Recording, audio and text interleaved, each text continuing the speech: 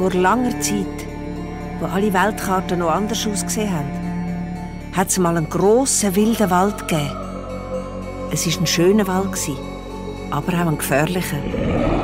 Ungeheuer und Bestien haben dort gelebt. Fürchterliche, schreckliche Monster. Mitten im Wald ist eine Stadt gelegen, umgeben von hohen Mauern. Die haben die Menschen vor allen Gefahren aus dem Wald beschützt.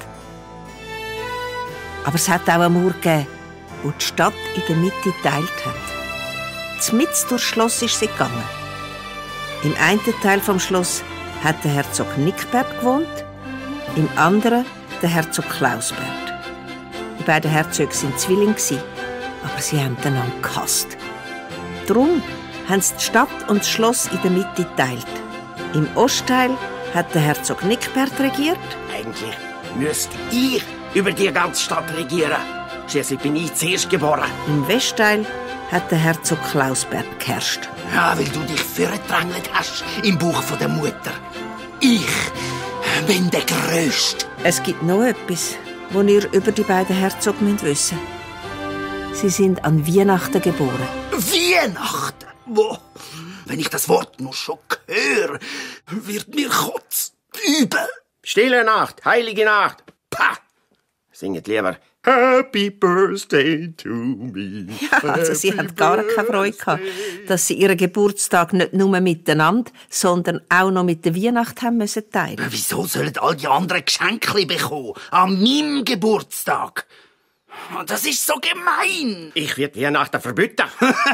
Ich verbiete sie jetzt. Ich habe sie schon verboten. Nein, ich habe sie im Fall zuerst verboten. Nein, das bin ich. Nein, du. Ja, ihr habt richtig gehört. In der Stadt, mitten im grossen wilden Wald, war die Weihnachten verboten. Wir feiern nicht Weihnachten, sondern Herzogsnachten. Ja, genau. Ersetzt alle Weihnachten durch Herzog. Oh, Herzogsbaum, oh, Herzogsbaum, wie treu sind deine... Ja, genau. Wir singen Herzogslieder. Und an Herzogsnachten müssen alle Herzogsgeschenke schenken. Und zwar mir. Und der oder die, wo das Wort Weihnachten auch nur erwähnt hat. Wachter! Werfen Sie ins tiefste Gefängnisloch! Nein, Kopf ab! Und zwar sofort! Die Leute haben sich bald nicht mehr getraut, über die Weihnacht zu reden. Und schon gleich war die Weihnacht in der ganzen Stadt vergessen. Jetzt haben die beiden Herzöge nur noch ein Problem gehabt. Sie haben ihren Geburtstag immer noch miteinander teilen. Ich werde an Herzogsnacht das allergrößte und allerprächtigste Fest veranstalten. Ha!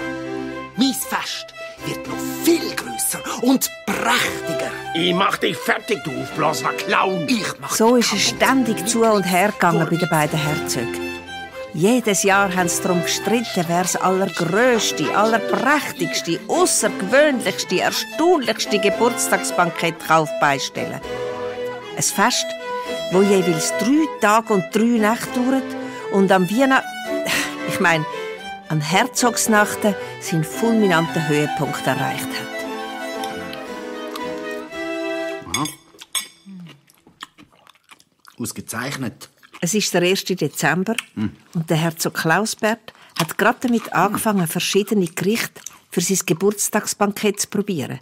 Knusprig brätlelte, mit Radieschenmus besprenkelte Froschschenkeli. Die nehmen wir. Zum Wohl, Vater. Neben ihm sitzt seine älteste Tochter, Agatha. Oh, die Spatzen mit Katzentatzen, die sind köstlich, Vater. Oder, liebe Schwester? Ottilia? Aber die Ottilia, die kleine Schwester von der Agatha, hört nicht zu. Ottilia! Sie hat auf ihrem Schoß ein Buch versteckt und ist heimlich am Lesen. Viele meinen, der gewaltige Bischofsfisch sei ein gefühlsames Wesen. In Wirklichkeit wird er durch Geigenspiel leicht zu Tränen gerührt. Ottilia liest für ihr Leben gern. Am liebsten von den Ungeheuer und Monster, die im grossen wilden Wald außerhalb der Stadt leben. Der Basilisk. ein Wesen halb Huhn, halb Echse, dessen Blick tödlich ist. Ottilia, was ist das für ein blödes Buch?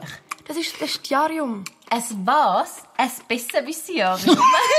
Ein Bestiarium. Das hat der Emilius Maximus geschrieben. Ich lerne Haufen Sachen über Tiere und Ungeheuer, Bestien und Ottilia, Monster. wenn du meinst, lassen sie wichtiger als Essen, dann kannst du auch nicht Nacht ins Bett und zwar zu mit da! Ottilia kriecht in ihr Bett und blättert in ihrem Lieblingsbuch, Emilius Maximus, sein Bestiarium. Ich hätte viel lieber einen Bischofsfisch als Vater und Manticora als Schwester. Aussen vor dem Fenster funkeln die Sterne am schwarzen Himmel. Ein Stern leuchtet besonders hell. Vielleicht ist das ja ein Wunschstern. Lieber Wunschstern, ich wünsche mir jemanden, der mir zulässt. Jemanden zum lustig haben, zum Seich machen. Jemanden zum gern haben, zum einander helfen. Ich wünsche mir einen Freund oder eine Freundin. Da singt jemand. Tatsächlich? Irgendjemand singt. Die Ottilia steht auf und schleicht aus dem Schloss. Draussen ist es kalt. Der Wunschstern. Er leuchtet genau über dem Schweinestall. Von dort kommt der Gesang. Es gibt einen Haufen Sachen, die eine Herzogstochter nicht machen darf. Vor allem darf eine Herzogstochter auf keinen Fall, niemals und unter keinen Umständen in einen dreckigen, stinkigen Schweinestall gehen, nur weil sie es Wunder nimmt, wer dort singt. Das ist vollkommen, absolut allerstrengstens verboten.